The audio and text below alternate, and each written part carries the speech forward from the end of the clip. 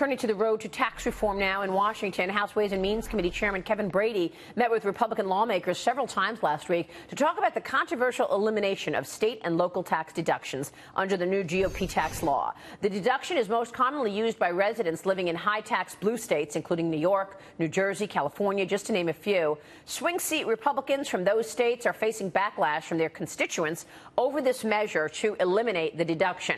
But getting rid of that deduction would raise $1.3 trillion in federal revenue over the next decade, according to the Congressional Budget Office. Joining us right now is House Financial Services Committee member, New York Congressman Lee Zeldin. And Congressman, it's good to see you. Thanks so much for joining us. Great to see you, Maria. Many of your constituents pay sky-high property taxes. Isn't that right? Will you vote for the elimination of this deduction? I don't believe I will be having a vote on the elimination of this deduction. From my conversations this past week with House Ways and Means Committee Chair Kevin Brady, I think that there's going to be some modification done to this particular proposal. There are many members of Congress on the GOP side in New York, New Jersey, California, Illinois, and some other places as well impacted by the elimination of the deduction, where it is middle-income taxpayers getting hit hard. And the GOP, when we were campaigning, whether it was the president or members of Congress campaigning last November, of a strong desire to reform our tax code, it is to reduce the tax burden on the middle-income taxpayers all across America, whether you're in a blue state or a red state. So I expect a modification to be made to this particular proposal, and Chairman Brady has been all on top of it, doing a great job to solicit our advice and our support, because we want to do something big on tax reform and watch our economy rip in 2018. Yeah, because the truth is if you band together with the other representatives of these high states, you can actually stop this move by eliminating the deduction. You know, are they talking about putting a cap on it? I mean, what's the conversation right now in terms of this modification? Do they want to put a cap on what you can deduct in terms of your own salary? How would it be different? Chairman Brady hasn't narrowed down, at least to us, down to one choice, what he has in mind. Last week, he was soliciting a lot of feedback where a middle-income taxpayer may be earning $120,000 in one of our congressional districts. It might be that range might be up to $240,000 or elsewhere in another congressional district. And I represent a district on the east end of Long Island, and while people might be making more in income, they're also paying more. As you noted, we pay some of the highest property taxes.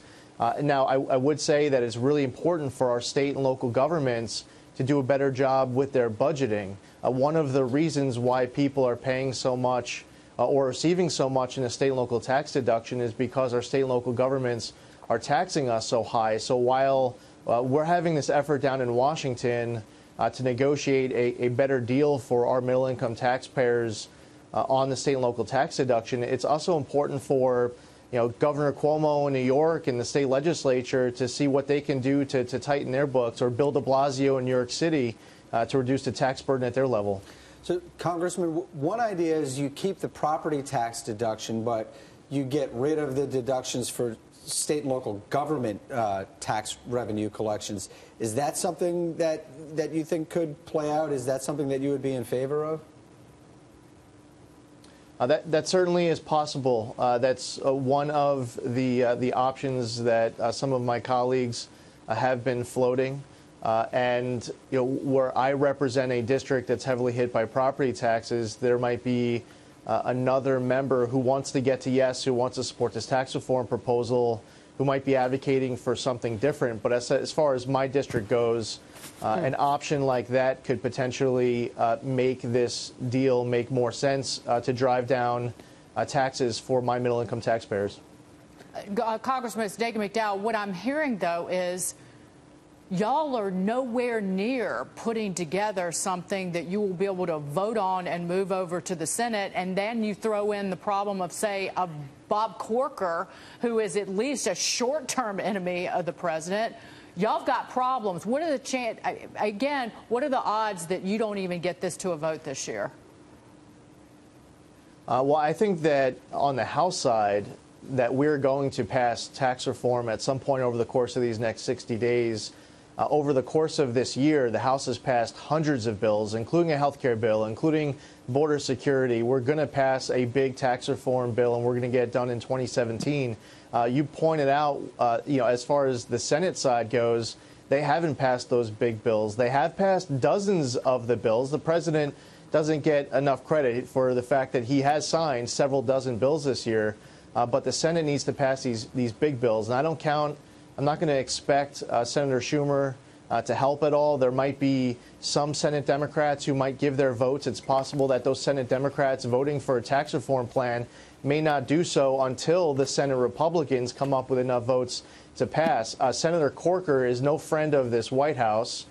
He is on his way out of the United States Senate. He hasn't gotten his request to be Secretary of State, and he hasn't gotten his ego stroked enough. And this isn't about Bob Corker, as we're down in Washington fighting for tax reform. And quite frankly, it's not about Donald Trump. It's not about myself. This is about the people we are elected to represent. So for Senator Corker, as an example, when trying to decide whether or not to vote for tax reform, it's the people of Tennessee who elected him to go there fighting for tax reform for them. So for any Senate Republican who may be on the fence, and almost all of them are great and absolutely want to get to yes, but there isn't much room for error. For any Senate Republican trying to decide whether or not the president has stroked their ego enough to get to yes, they need to be reminded that they're not there to get their ego stroked by the President of the United States or from their colleagues. They're there to represent their state. So what are we all hostage now to the Senate? The Senate could blow everything up again?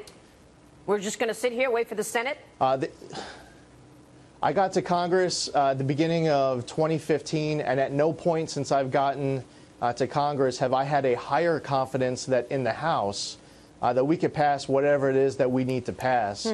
Since I've gotten to Congress at the beginning of 2015, I haven't had a lower confidence that the Senate is able to pass the big ticket items that they need to pass. And I'll tell you, people will move on from some of the past hurdles that haven't been jumped by the Senate. If they can get tax reform done, they can get this done. And I would imagine that some of the Senate Republicans responsible for tanking health care, they should be the first ones in line begging to be part of the solution on tax reform. Well, we'll see about that. We'll be watching that and call it out, Congressman. Good to see you, sir. Thanks very much.